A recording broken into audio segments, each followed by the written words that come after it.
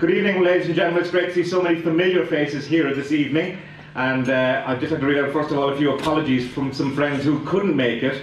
Terry Venables asked me to pass on his best wishes to everyone at the club, especially Richie. And he says he certainly wouldn't rule out a return to Richmond Park anytime shortly. Now, David O'Leary said he would never, ever say never. And he always added that he's a bit of a saint himself. And of course, Pat Dolan's invitation confirmed that it was actually in the post. Anyway, the club sponsor, Paddy Power, will be taking bets.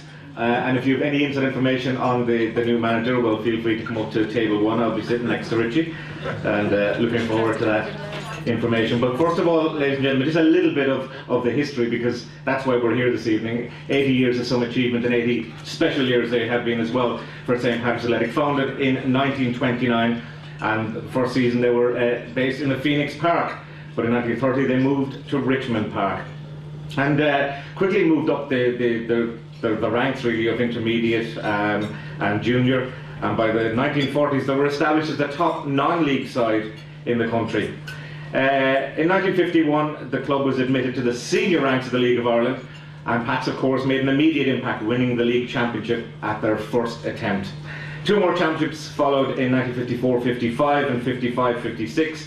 The club had to wait there until 1959 before their first FAI Cup success, repeating the feat in 1961. But I suppose I don't need to remind you, especially after Tuesday, do I, that was the last time the cup was won.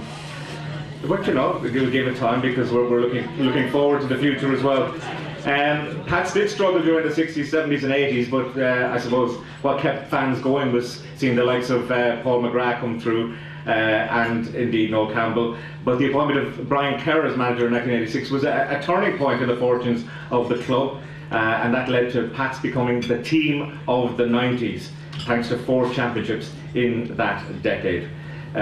So Harold's Cross, Richmond Park, Dalymount Park for a while, the RDS even for European nights, because in recent times there's been fantastic European nights, and St. Pat's have hosted the likes of Celtic, Olymps, Elfsborg, Hertha Berlin, Valletta, Krylia Sovetov and Steaua Bucharest, to name just a few.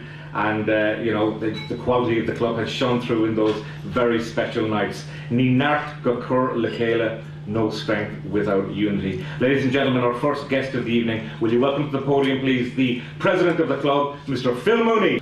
Good evening, ladies and gentlemen. The first thing I'd like to do is to pass on a few regrets from people who can't be here. Tim O'Flaherty for domestic reasons, Brian Kerr for professional reasons.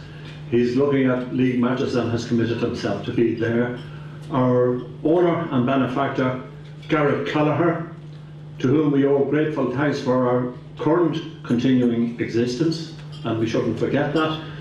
I'd also like to pay tribute to the management company of Platinum One, the Football Association of Ireland, our sponsors, Paddy Power, and all our associate sponsors. And I would ask you all, if you're in business or if you have any occasion to use any of our sponsors, please do. That's the reason they paid a few bob to sponsor us.